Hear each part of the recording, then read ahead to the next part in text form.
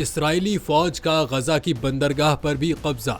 अल शिफा के बाद अल अहली अस्पताल पर भी इसराइली वहशियाना हमले जारी।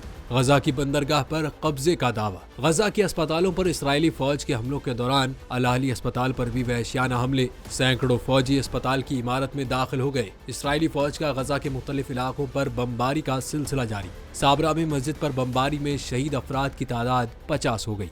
इसराइली तैयारों ने पंफलेट गिराते हुए फलस्तीनी शहरियों को मगरबी गजा की तरफ जाने की धमकी दी है। इसके अलावा इसराइली फौजी ने गजा की बंदरगाह पर भी कब्जे का दावा करते हुए कहा है कि हमास इस बंदरगाह को तरबियती सहूलतों के लिए इस्तेमाल कर रही थी।